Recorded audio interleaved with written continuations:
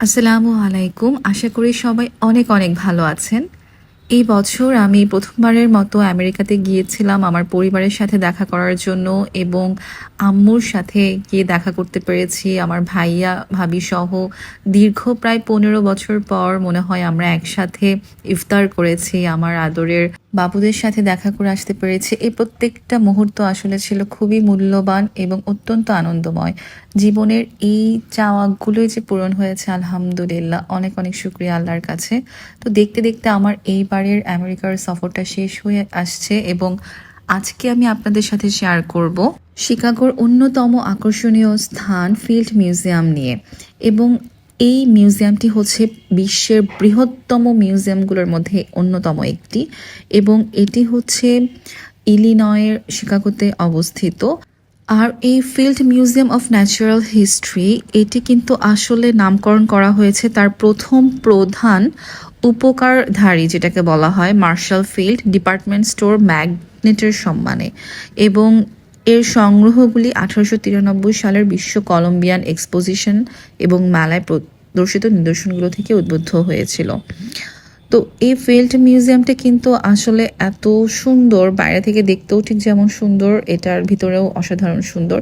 এখানে রয়েছে অনেক মূল্যবান ফসিল এবং ফিল্ড মিউজিয়ামের অন্যতম প্রধান আকর্ষণ হচ্ছে স্যাডি, যা একটি বিশাল ডাইনোসরের কঙ্কাল এবং এটি 2012 সালে আবিষ্কৃত হয়েছিল। এটি সেডিল্যাপ্টারাস নামে পরিচিত এবং প্রায় 67 মিলিয়ন বছর পুরনো। আর এই স্যাডির কঙ্কালের বিশাল আকৃতি এবং তার জীবনের প্রতি আকর্ষণীয় তথ্য মিউজিয়ামটিকে কিন্তু ওয়ার্ল্ড ওয়াইড অনেক ফেমাস বানিয়ে দিয়েছে। তো ফাইনালি আমি চলে আসি এবং ভিতরে ঢুকে আমি এত অবাক এবং আমি এক্সপেক্টই করিনি আমার সামনে বিশাল বিশাল দুটো ডাইনোসর থাকবে। ভাবতেই অবাক লাগছে, এরা একসময় পৃথিবীর বুকে হেঁটে বেড়াতো এবং এগুলো রিয়েল, এগুলো কোনো ডামি বা কোনো কিছু না, হাতে বানানো না, এগুলো রিয়েল। এই প্রাণীগুলো একসময় বেঁচে ছিল এবং তাদের কঙ্কাল আমার সামনে। ভাবতেই খুব অবাক লাগছে। এবং এই ডাইনোসরের ফসিল সম্পর্কে আমি খুব ছোট যখন ছিলাম তখন জানতে পারি এবং please believe it or not নামের বিটিভিতে একটা প্রোগ্রাম হতো যেখানে যিনি হোস্ট করতেন সুপারম্যানের নায়ক, তার সাথে ম্যাক্সিমাম টাইমে এরকম একটা ডাইনোসর থাকতো। সেই মিউজিয়ামেই জিনিসটা হোস্ট করেছিলেন। তো তখনই আমার এটা আসলে এত মানে নিজের কাছে মনে হয়েছিল যে ডাইনোসর ফসিল মানে কিভাবে সম্ভব, ছোট মাথায় এই জিনিসগুলো এত অবাক করতো। তো এখন ঠিক এই কারণেই না নিজের চোখের সামনে যখন দেখছি সেই পুরনো স্মৃতিগুলো বারবার চোখের সামনে ভেসে উঠছে। তো আমি জিনিসটা আসলে বিলিভ করতে পারছিলাম না। মানে একটা পায়ের সমান কিন্তু আমার পুরো হাইট। তো এই জিনিসটা আমি অনেকক্ষণ ধরেই দেখলাম এবং আম্মু কিন্তু আসলে এই জায়গাতে এর আগেও এসেছে। আম্মু বলতে গেলে মোটামুটি সবই কভার করে ফেলেছে। তো আজকেও আমার সাথে আসার কথা ছিল বাট আসতে পারিনি। তো মিস করছিলাম, আম্মুকে মিস করছিলাম, ভাইয়া ভাবি বাবু সবাইকে মিস করছিলাম। আসলে এই ব্যস্ততম লাইফে যে সবাই সবাইকে যে সময় দিতে পারবে সেটাও কিন্তু আসলে হয়ে ওঠে না, কারণ প্রত্যেকেরই অফিস আছে। আমার নিজেরও অফিস থেকে যে আমি কী পরিমাণে কান্নাকাটি করে রিকোয়েস্ট করে কতটা মেন্টাল প্রেশার নিয়ে যে আমি একটা 7 দিনের ছুটি নিয়ে এসেছি ঈদের মধ্যে। যাই হোক আলহামদুলিল্লাহ তারপরও আসতে পেরেছি। তো সবাই আমাকে অনেক মানে বলেছিল যে তুমি এত কম সময়ের জন্য যাচ্ছ। সো সরকারি ছুটি সব কিছু মিলেই আমি ওভারঅল একটা 15 দিনের মতো ছুটি পেয়েছিলাম। তো আমেরিকাতে আমার দেখতে দেখতে এই 1 সপ্তাহ শেষ হয়ে গেল আর কালকে সকালবেলাতেই আমি বাংলাদেশে চলে যাব।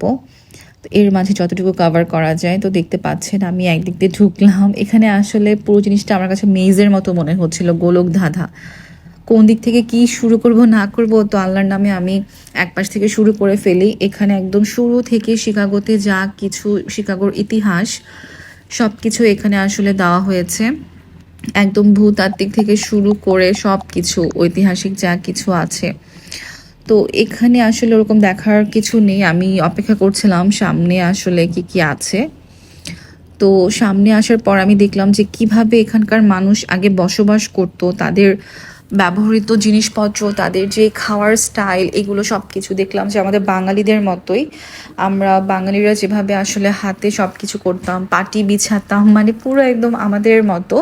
আসলে বিশ্বের সবাই তো শুরু থেকে আসলে এভাবেই অভ্যস্ত ছিল। মাটির জিনিসপত্র, কাঠের জিনিসপত্র, মানে প্রাকৃতিক উপাদান দিয়েই তৈরি জিনিসপত্রগুলো ছিল। এই যে সব কিছু ছিল ওদের নিদর্শন। এরকম মাটির ঘরে তারা থাকতো, এরকম খাওয়া দাওয়া করতো। সো সব কিছুই তারা খুব সুন্দর একটা ভিজুয়াল প্রেজেন্টেশন রেখেছে। তারপর ওদের এখানে কিন্তু পাতিলগুলো খুব সুন্দর, বাটিগুলো অনেক সুন্দর কাজ করা, অনেক শৌখিন ছিল, বোঝা যাচ্ছে আগে থেকেই তারা হচ্ছে অনেক শৌখিন। এবং প্রচুর মানুষ কিন্তু এসেছে আজকে, কিন্তু আসলে উইকেন্ড না, আজকে কিন্তু ওয়ার্কিং ডে, তারপরেও কিন্তু কোনো কিছু আসলে ফাঁকা না, এবং প্রচুর ইন্ডিয়ান। আমার এখানে আজকে যারা আমরা এসেছি ট্যুরিস্ট 90%ই মনে হয় এশিয়ান। তো সেই ক্ষেত্রে আমার কাছে মনে হয় পুরো ইউএসএতে এশিয়ান খুব বেশি পরিমাণে। যাই হোক, আমি সামনের দিকে আগাচ্ছি এবং এখানে আসলে লাইটিংটাও এরকম অন্ধকার, যদি টুরিস্টরা না থাকে তাহলে কিন্তু অনেক ভয়েই করতো। তো একটা পর্যায়ে কিন্তু আমার খুব ভয়ও লাগছিল, কেউ নেই, কেমন অন্ধকার। তো এরপর হচ্ছে আমি সব কিছু খুব সুন্দর করে আসলে পড়ে আসিনি কি কি দেওয়া আছে পাশে, কারণ আসলে সময়ের অভাব। আমি যতটুকু পারছিলাম আমি চোখ দিয়ে আসলে দেখছিলাম সেগুলো সৌন্দর্য, কিন্তু কি কি লেখা আছে আমি ভেবেছি পরে আমি গুগল করে জেনে নিব। তো যাই হোক, এই প্রত্যেকটা জিনিস কিন্তু অনেক অনেক পুরনো এবং এগুলো সব কিছু রিয়েল, মানে ভাবতেই অবাক লাগে। এবং এখানে তারা একটা প্লট তৈরি করেছে যে আগে জায়গাটা কীরকম ছিল। তো যাই হোক, আমি একটু সামনে মানে খুব ফাস্ট ফরওয়ার্ড করেছি। তো এরপর কিন্তু আমি আসলে যত সামনের দিকে যাচ্ছিলাম তো তত হচ্ছে তাদের পরবর্তী সভ্যতা, তো দেখতে দেখতে আমি চলে আসলাম অ্যাজটেক সভ্যতার মাঝখানে। এবং আসলে এই যে এই সভ্যতাটা কিন্তু আমরা সবাই জানি অত্যন্ত শক্তিশালী একটা সভ্যতা ছিল এই অ্যাজটেক এম্পায়ার। এবং দেখতে পাচ্ছেন ওদের এটা কিন্তু ছিল 1425 থেকে 1521 সাল পর্যন্ত। এবং এটি ছিল আসলে বর্তমান মেক্সিকোর ওখানে। এবং তাদের সময় কিন্তু অনেক অনেক কিছু, তাদের শিল্প সংস্কৃতি ইতিহাস সবকিছু অত্যন্ত রিচ ছিল।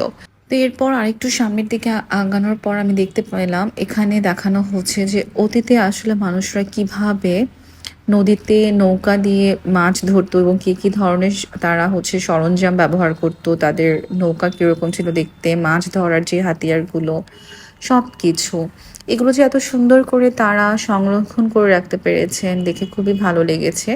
অনেকটা কিন্তু আমাদের বাংলাদেশের জাতীয় যেই জাদুঘর রয়েছে সেরকমই। এবং আমার কাছে মনে হয়েছে পৃথিবীর শুরু থেকে শেষ পর্যন্ত আমাদের মানুষদের যেই উন্নতি বা যেই তাদের মধ্যে যে রিনোভেশনগুলো হয়েছে সব কিছু সব জায়গাতে একই রকমই, যে দেখতে পাচ্ছেন কি সুন্দর নৌকা, এই নৌকাগুলো আসলে পৃথিবী সে ইউরোপেই ছিল, এশিয়াতেই ছিল, যেখানেই ছিল সবার মধ্যে আসলে একই ধরনেরই তাদের পরিবর্তনটা এসেছে। এবং তারা নিজেরাই এই জিনিসগুলো বানানো শিখেছে, কিভাবে ব্যবহার করতে হয়, কিভাবে প্রকৃতির সাথে মানিয়ে চলতে হয়। তো এখানটার পর্ব শেষ করার পরে আমি তাদের ড্রেস আপের সাইডে চলে আসি, যেহেতু ওখানে শীত বেশি ছিল এই জন্য তারা পশুর চামড়া দিয়ে তারা বিভিন্ন রকমের জামা কাপড় তৈরি করতো, কারণ তাদের শরীরের তাপমাত্রাটাকে ঠিক রাখার জন্য। এর পরবর্তী স্টেপে আমি দেখতে পেলাম কি ধরনের বাসন তারা ব্যবহার করত, কি ধরনের বাটিতে তারা খাবার খেত, এই জিনিসগুলো। তো সেগুলো আসলে পাথরের তৈরি, কিছু হচ্ছে কাঠের তৈরি বা মাটির, এই জিনিসগুলো। তো আসলে প্রতিনিয়তই না অবাক হচ্ছি তাদের আগের দিনের এই জিনিসগুলো দেখে। এবং তাদের জুতা, ব্যবহৃত গয়না, মানে তারা কিন্তু অনেক শৌখিন ছিল। আর তারা হচ্ছে হাতির দাঁত ব্যবহার করতো এই জিনিসপত্রগুলো বানানোর জন্য।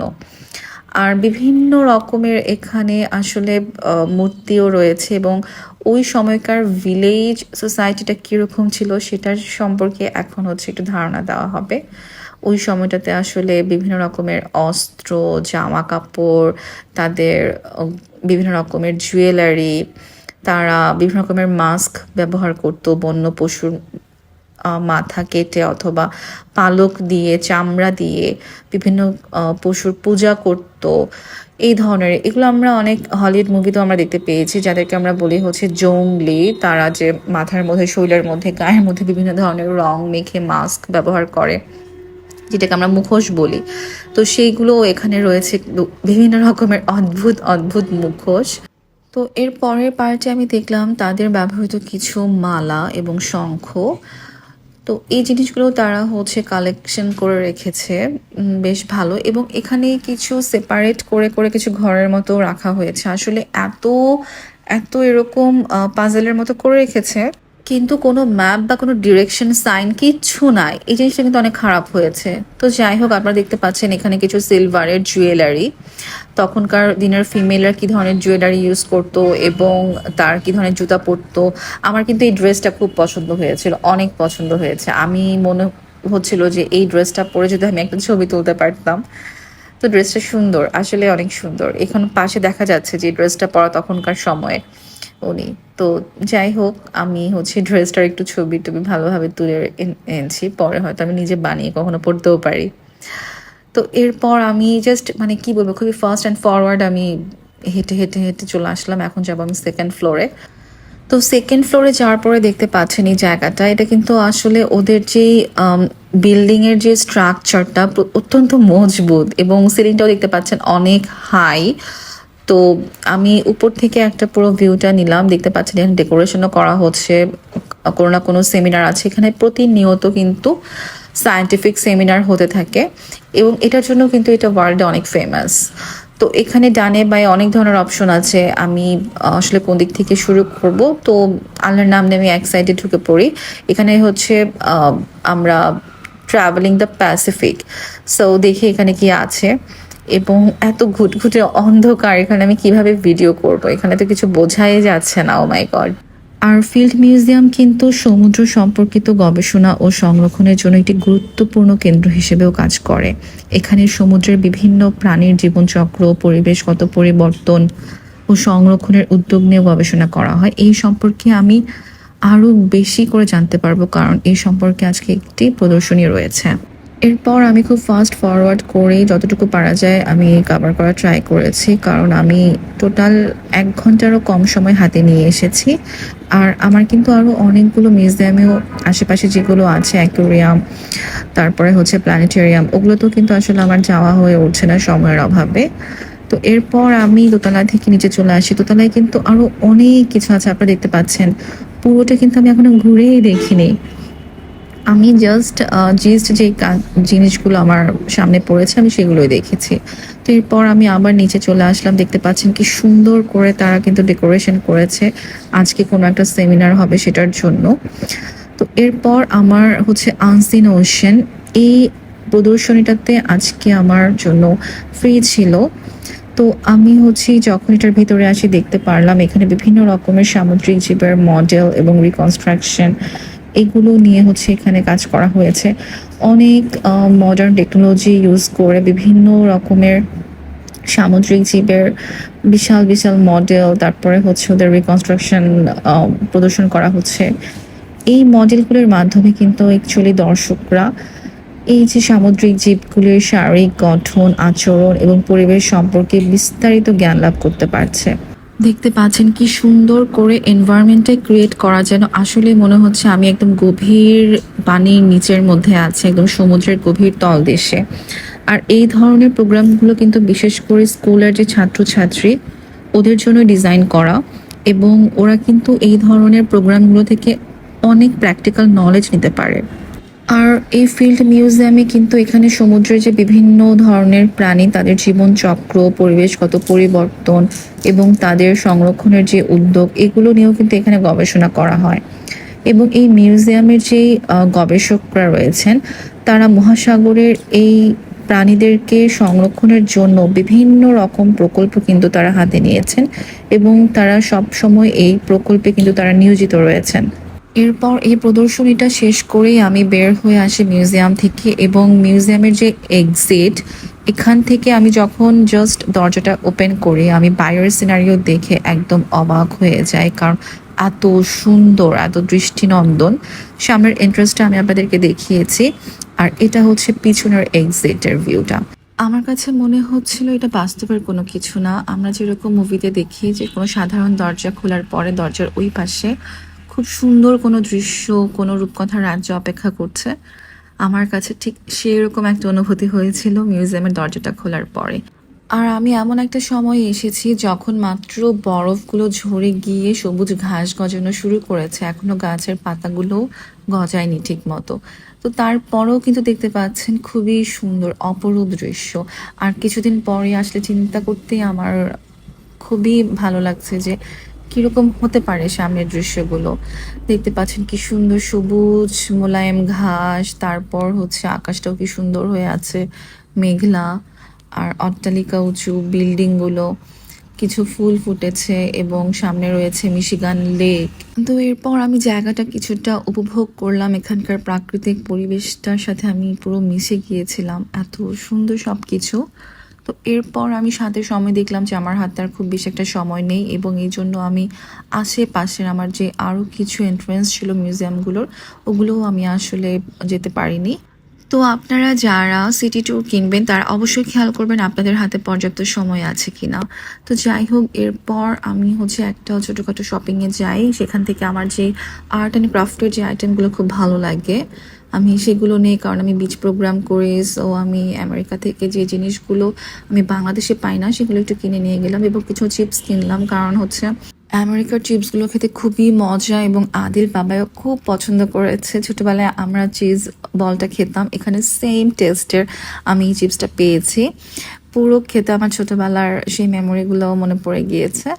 তো রাতের বেলা আম্মুকে নিয়ে আমি শপিং করতে এসেছিলাম, লাঞ্চ শপিং। তো এখানে হচ্ছে ভাইয়া ওয়ান মোরে নিয়ে এসেছে, এখানে অনেক কিছু পাওয়া যায়, সব luxurious bag, dress, each and every item পাওয়া যায়, মেয়েদের কসমেটিক্স থেকে শুরু করে সব কিছু। এটা হচ্ছে অনেকটা এক্সপেন্সিভ মল টাইপের ওয়ান মোরটা, পাশে কিন্তু আবার রিজনেবল প্রাইসের মধ্যে মার্শাল আছে, মানে পাশাপাশি। তো আমি আর আম্মু ওয়ান মোরে গেলাম, আম্মু আমাকে দেখাচ্ছিল যে এখানে কিন্তু তুমি যা চাও সব কিছু একদম হাই কোয়ালিটি, খুবই সুন্দর, খুবই ভালো পাওয়া যায়। তো আমি দেখছিলাম এখানকার এক্সক্লুসিভ ড্রেসগুলো এবং আমি যে টাইপের ড্রেস পছন্দ করি ঠিক সেগুলোই আছে, কিন্তু আনফর্চুনেটলি আমি এত শপিং প্রথম দিন করে ফেলেছিলাম যেটা হচ্ছে আমি নিতে পারবো না, কারণ আমার লাগেজ ক্যারি ওয়েটটা খুবই কম। আমাকে এই জন্য সব কিছু মাথায় রাখতে হচ্ছে। অলরেডি আমি অনেকগুলো ব্লেজার, প্যান্ট এসব কিনেছি যেগুলোর ওয়েট অনেক বেশি, কিন্তু আমি ঠিক যেই ধরনের ড্রেস পছন্দ করি সেগুলো এখানে সব অনেক অনেক কালেকশন। তো এগুলো দেখেও আমার খুব মনে হচ্ছিল আমি নিয়ে ফেলি, বাট আমি জানি আমি যদি একটা ট্রায়াল দিই সেটা আমি না নিয়ে ছাড়বো না, আমাকে রেখে যেতে হবে। এবং সত্যি সত্যি আমাকে কিন্তু সব ড্রেস, ম্যাক্সিমাম ড্রেস আমাকে রেখে যেতে হয়েছে। এইটার প্রাইস দেখতে পেয়েছেন $108। আর হচ্ছে বনমোর এখানে অনেক ধরনের কসমেটিক্স, তারপর হচ্ছে ফ্রেগরেন্স আইটেম, ব্যাগের হিউজ কালেকশন। তো আমি হচ্ছে এখানে একটু ব্যাগের কালেকশনগুলো দেখার জন্য গিয়েছি। আমি ভেবেছি আমি একটা লাগেজ কিনবো, তো আমি একটা লাগেজ কিনে আসি, কিন্তু তার আগে আমি কিছু হ্যান্ড ব্যাগ হচ্ছে আমি দেখি। সো এখানে দেখতে পাচ্ছেন যা কিছু আপনি ব্র্যান্ডের সব কিছু কিন্তু একদম অরিজিনাল, সব অরিজিনাল দেখতে পাচ্ছেন। ফেসের সব কিছু প্রোডাক্টসগুলো, একদম মেকআপ আইটেমগুলো সব হচ্ছে অরিজিনাল।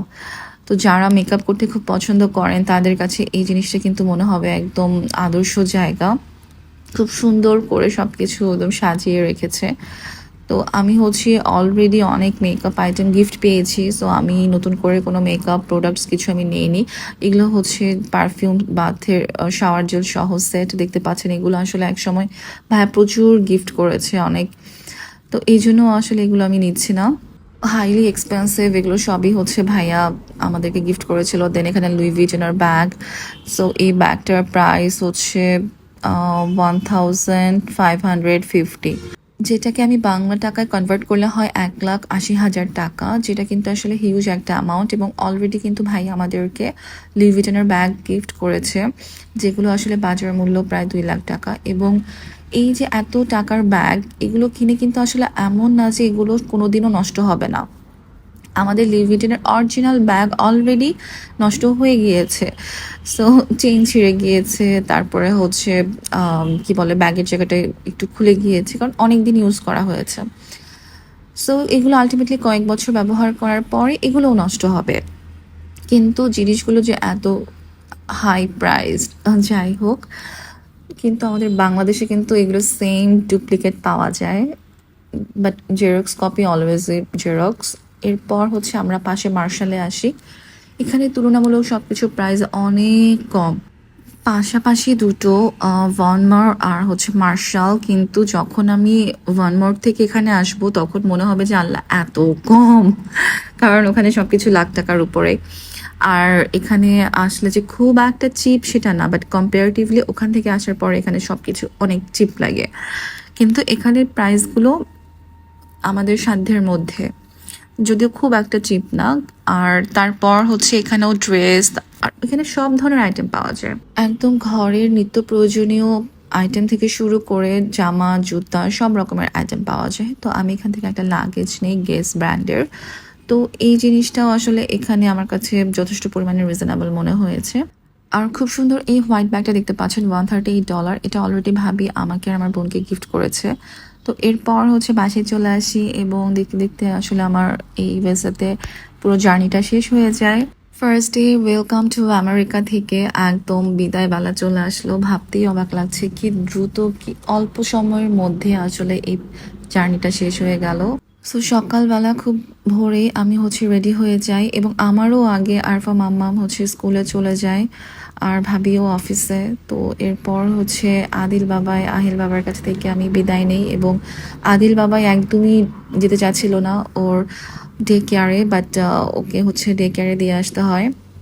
আমি চাচ্ছিলাম না ও যাক, আমি কান্না করে দেই। এবং ভাইয়া আম্মু সবারই আসলে অনেক মন খারাপ। আমি লাস্ট টাইম হচ্ছে বাসাটার চারপাশটা একটু দেখি, এতদিন এখানে সময় কাটিয়েছি, খুবই আবেগে হয়ে পড়েছিলাম এবং আবার কবে আসা হয় না হয়। তো পুরো বাসাটা একবার আমি ঘুরে দেখলাম, উপর থেকে নিচ বাইরে সামনে সব জায়গাতে। মাত্র গাছগুলোতে পাতা গজানো শুরু করেছে। আম্মু বলছিল কিছুদিন পর এখানে আপেল হবে, খুব সুন্দর গোলাপ হবে থেকে যাওয়ার জন্য। তো আম্মুর মন খারাপ, আম্মু আদিল বাবাকে খাওয়াচ্ছিল। আর এরপর চলে আসার সময় আসলে আম্মু অনেক ইমোশনাল হয়ে যায়, আমাকে জড়িয়ে ধরে অনেক কান্নাকাটি করে, আমিও আম্মুকে ধরে অনেক কান্নাকাটি করে, কারণ আসলে আমাদের দেখাই হয় না, প্রায় 1-1.5 বছর পর দেখা হলো এবং এর আগেও 1 বছর পর হয়তো 5 মিনিট বা একদিনের জন্য দেখা হয়েছে, খুব কম সময়ের জন্য। সো আবার নেক্সট কবে দেখা হয়, দুজনেই খুব ইমোশনাল হয়ে গিয়েছিলাম। বাট চলে তো আসলে আসতে হবেই। তো আমি হচ্ছে চলে আসি এবং আসার পথে আমার ভাবির ইউনিভার্সিটি গিয়ে ভাবির সাথে দেখা করে আমি অনেক কান্না করি, ভাবিও আমাকে ধরে অনেক কান্না করে। তো এরপরে এয়ারপোর্টে চলে আসি, খুব ভয় পাচ্ছিলাম যে আসলে ঠিকঠাক মতো পৌঁছাতে পারবো কিনা। আমেরিকা থেকে সব কিছু বুঝে আবার হংকং হয়ে বাংলাদেশে এসে পৌঁছতে পারবো কিনা। তো ভাইয়ার সাথে আমি আসলে কি বলবো ঠিক মতো আসলে কথা বলতে পারিনি, কারণ অনেক কান্না আসতেছিল যখন আমি এয়ারপোর্টে ঢুকে যাব। তো ভাই আমাকে বিদায় দিল, আমাকে বললো যে সাবধানে যাই, সাবধানে থাকিস, কোনো সমস্যা হলে জানাইস। বাট আমি কোনো কিছু আসলে ওভাবে উত্তর দিতে পারিনি, আমি জাস্ট কান্নাটা গলার কাছে চলে আসতেছিল, ধরে রেখে আমি বিদায় নিয়ে চলে আসি। তো এরপর দেখতে দেখতে প্লেনটাও হচ্ছে টেক অফ করে ফেলে এবং আমার খুবই খারাপ লাগছিল, আমি কান্না করছিলাম। দেখতে দেখতে খুব সুন্দর কিছু স্বপ্নের মতো সময় কাটিয়ে চলে আসলাম। সো সবাই খুব ভালো থাকবেন, দোয়া করবেন যেন আবার খুব শীঘ্রই আমি আমার পরিবারের সাথে গিয়ে দেখা করে আসতে পারি। সবাই অনেক ভালো থাকবেন, আল্লাহ হাফেজ।